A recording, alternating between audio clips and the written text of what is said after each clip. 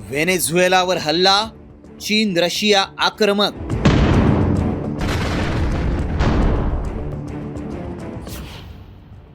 अमेरिकेविरोधात व्हेनेझुएलाचे मित्र एकवटले.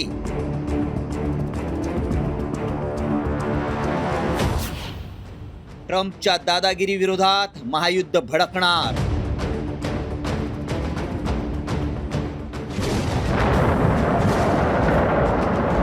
अमेरिका आणि व्हेनेझुएला यांच्यातल्या संघर्षात व्हेनेझुएलाच्या मित्रराष्ट्रांनीही उडी घेतली आहे.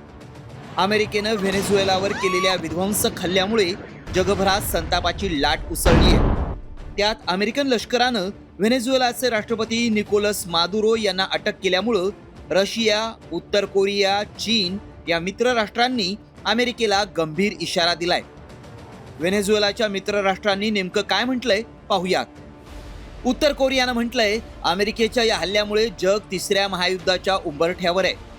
व्हेनेझुएलाच्या राष्ट्रपतींना तातडीनं सोडून द्यावं, नाहीतर त्याचे गंभीर परिणाम भोगावे लागतील. तर रशियानं म्हटलंय, अमेरिकेनं हल्ला करण्याआधी दिलेल्या कारणांना कुठलाही आधार नाही. अमेरिकेचा हल्ला चिंताजनक आणि निंदनीय आहे.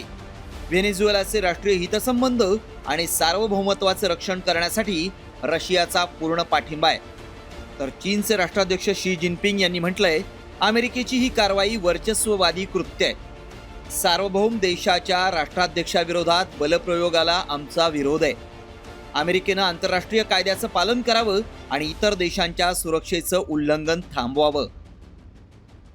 प्रत्यक्षपणे चीन आणि रशिया हे व्हेनेझुएलाच्या मदतीला येऊन अमेरिकेविरुद्ध संघर्षाच्या पवित्र्यामध्ये येणार नाहीत. पण असं जरी असलं तरी चायना हा साऊथ चायना सी मध्ये, त्याचबरोबर तैवान स्ट्रीटमध्ये तैवान, साऊथ कोरिया आणि जपान या अमेरिकेच्या मित्र राष्ट्रांविरुद्ध आक्रमक कारवाई करण्याची शक्यता नाकारता येत नाही.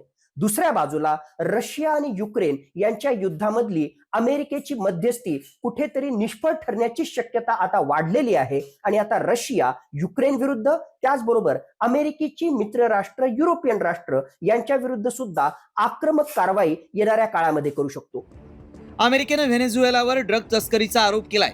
मात्र याआधी अमेरिकेचे अध्यक्ष डोनाल्ड ट्रम्प यांनी काही दिवसांपूर्वी व्हेनेझुएलानं अमेरिकन तेल कंपन्यांना बाहेर काढल्याचा आरोप केला होता. त्यामुळे व्हेनेझुएलावरील हल्ल्यानंतर ट्रम्प व्हेनेझुएलाच्या तेल साठ्यांवर नियंत्रण मिळवतात का ते पाहणं महत्त्वाचं ठरणार आहे. मात्र अमेरिकेच्या या हल्ल्यामुळं जगभरात तणाव कमालीचा वाढलाय.